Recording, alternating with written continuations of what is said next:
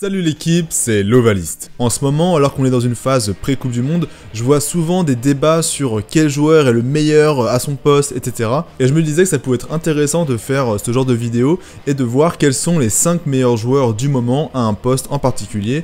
Et je me disais pourquoi pas commencer par le poste de numéro 8. Je t'ai donc fait une petite sélection des 5 joueurs qui aujourd'hui je pense sont les meilleurs en 3ème ligne centre. Et aussi je me permets de faire un petit peu d'autopromo pour l'une de mes dernières vidéos, donc celle qui oppose la carrière de Schalburger avec celle de Jérôme Kaino. C'est dans le thème, quitte à parler de bon 3ème ligne, autant le faire à fond. En plus, cette vidéo est un petit peu passée au travers de l'algorithme, j'ai l'impression qu'elle n'a pas été beaucoup partagée par YouTube, donc ça peut être sympa d'aller lui faire un petit coup de boost. Allez, maintenant, place au classement. En 5ème place, je suis assez impressionné par la montée en puissance de l'Australien Rob Valetini. Après avoir fait une assez grosse saison en Super Rugby, le joueur des Brumbies a su confirmer sa place de titulaire au sein des Wallabies, et notamment lors du premier match face aux Blacks lors du Rugby Championship de cette année, là, il y a un mois, où il fut décisif en dépit de la défaite malencontreuse des siens et un petit peu casquette, merci Bernard Follet. Il a été ultra présent dans le jeu courant, il marque un essai, c'est lui aussi qui gratte normalement l'une des pénalités qui devait être celle de la gagne, et on sent vraiment qu'il commence à devenir de plus en plus à l'aise au plus haut niveau. Valetini, en gros, pour ceux qui suivent pas forcément le rugby de l'hémisphère sud, c'est un véritable colosse aux charges dévastatrices, mais qui est aussi très précieux pour aller récupérer des ballons dans les rucks. Ça faisait quelques saisons que l'Australie se cherchait un 3ème ligne centre pour être le digne héritier de David Pocock, et je pense que Valetini, honnêtement, est un bon candidat. Malgré son inconstance, l'équipe des Wallabies parvient quand même à enchaîner de bons résultats,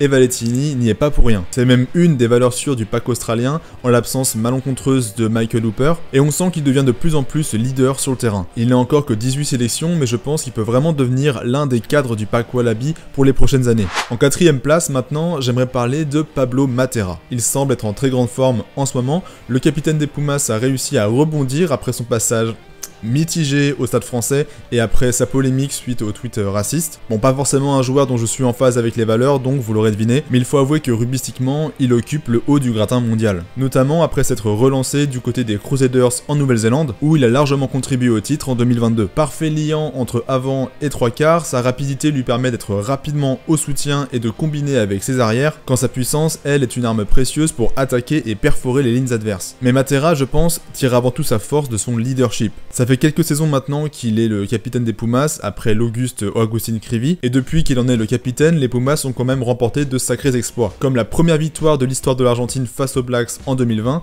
ou encore la première victoire des Pumas sur le sol néo-zélandais en 2022. Il arrive désormais à maturité, il a 29 ans, mais il a déjà 80 sélections, c'est énorme. Son répertoire de jeu est très complet, et je pense qu'avec lui, les Pumas peuvent espérer une qualification en quart de la Coupe du Monde, puisque je rappelle qu'ils vont être à la lutte avec le Japon et l'Angleterre pour sortir de la poule, et je pense que les Pumas peuvent en sortir. En numéro 3, voici Caelan Doris, le 3ème ligne irlandais qui a explosé au cours de la saison dernière et qui continue son ascension avec le 15 du trèfle et avec la province du Leinster. Alors tout d'abord, je vais commencer par désamorcer les critiques. Je sais que Doris joue souvent 6, puisque c'est souvent Conan qui occupe le numéro 8, mais en vrai, dans ces cas-là, je trouve que Doris joue quand même pas mal comme un second 8. Si vous voulez, c'est un petit peu comme quand on faisait jouer Olivon et Aldrit en même temps. Casque vissé sur la tête, Doris est un véritable cheval de guerre. Lancé au galop dans les lignes adverses, il sait exploiter les failles de la défense par ses courses qui ont l'angle et le timing parfait. Il a un style qui s'adapte particulièrement bien au jeu irlandais. C'est pas comme Matera qui joue plutôt dans la ligne de 3/4 et qui va venir faire le liant avec les arrières. Non, plutôt son péché mignon à Doris, lui, c'est de graviter autour des regroupements, de jouer avec les cellules et d'arriver lancé dans les intervalles pour crever les défenses. Et avec sa pointe de vitesse et ses grandes foulées, il est quand même assez difficile à mettre au sol. J'ai rarement vu un avant aussi perforant que Caelan Doris. Et vous verrez, si vous revisionnez un petit peu les matchs de l'Irlande cette année, devant, c'est souvent lui qui arrive à trouver des solutions et à apporter le danger pour l'équipe adverse. Il est encore relativement jeune, il a 24 ans, seulement 14 sélections, mais je pense qu'il arrive à point nommé pour cette équipe d'Irlande qui occupe les premières places du classement mondial. Et on verra si ce que je dis se confirme lors de la tournée de novembre, durant laquelle l'Irlande va elle aussi accueillir l'Afrique du Sud, donc ça va être un match très intéressant à regarder. Et puis évidemment, le 15 du trèfle compte sur lui pour le prochain tournoi et pour la Coupe du Monde, où en poule, ils affronteront les Box et les Écossais. Hop, tu pensais pas que j'allais continuer la vidéo comme ça, sans que je te rappelle de t'abonner quand même. Vous êtes près de 50% à suivre mes vidéos sans avoir cliqué sur le bouton s'abonner. C'est pas bien ça quand même, Alors si tu ne veux rien rater de mes prochains projets, le mieux c'est que tu t'abonnes, et que tu actives la cloche, et que tu lâches un pouce bleu aussi. Ouais, voilà.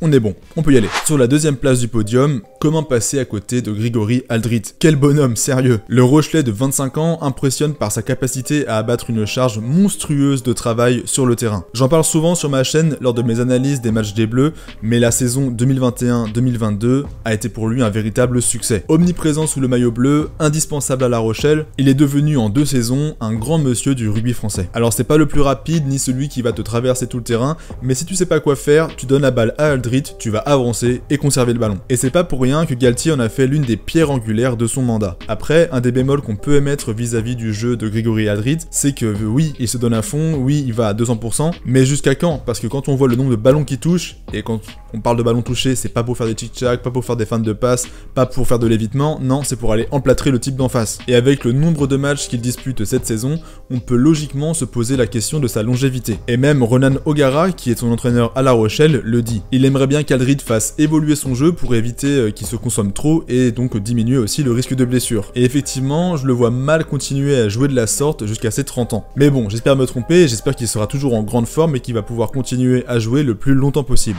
Et enfin, le premier, l'ultime, le GOAT, comme disent les anglophones, c'est bien évidemment Ardie Savea. Le All Black est littéralement celui qui ne déçoit jamais du côté de la Nouvelle-Zélande. Même quand son équipe traverse des phases compliquées, lui affiche toujours une constance énorme dans l'engagement et dans l'intensité de son jeu. Il a longtemps été relégué au rang de remplaçant et d'impact player parce qu'en Nouvelle-Zélande, on le considérait comme trop léger pour assumer ce rôle de numéro 8 et même de 3ème ligne en général. Et c'est sûr que comparé à Kaino, à Frizzell ou encore à Squire avec qui il était en concurrence à l'époque, bah il fait plus léger. Mais quand je dis ça, c'est toute proportion gardée, hein, parce que comparé au Commandé Mortel, c'est un monstre le type. Mais son volume de jeu et son engagement ont fait taire les critiques et les inquiétudes à ce sujet, et il s'est rapidement imposé comme un incontournable du maillot noir. Présent dans le jeu au sol et au plaquage, c'est cependant ballon en main que Savea brille le plus. Aussi rapide et agile qu'un 3/4, mais également très puissant et très difficile à amener au sol, c'est un véritable poison pour les défenses. Ce qui le caractérise, c'est surtout son jeu de jambes, ce que les anglophones appellent le leg drive. Je sais pas trop comment expliquer, mais il a une fréquence d'appui qui est très élevée et en même temps très large, ce qui lui permet de rester debout et d'avancer même quand il y a un type qui essaie de le plaquer, et faut souvent s'y mettre à plusieurs. Je trouve vraiment dommage pour lui que l'équipe des All Blacks ne soit pas à son top niveau parce qu'on peut pas le voir exploiter à son plein potentiel. Au vu de sa polyvalence et de son impact sur le jeu, je pense qu'il mériterait amplement un titre de meilleur joueur du monde. Longtemps mis sur le banc de touche à cause de son profil atypique et jugé trop léger pour le rugby international, je pense cependant que les difficultés des All Blacks peuvent être l'occasion pour lui de se démarquer et de montrer qu'il a vraiment la carrure pour assumer ce rôle. Bref, c'était donc les 5 joueurs qui actuellement sont les meilleurs au poste de numéro 8 dans le monde. Dis-moi dans les commentaires si tu es d'accord avec ce classement, et je dis classement mais c'est un petit peu abusif parce que c'est très arbitraire. Au rugby les choses sont plus compliquées que ça, parce que les joueurs sont toujours très dépendants des performances de leurs partenaires. Je sais aussi bien évidemment que d'autres joueurs peuvent être cités,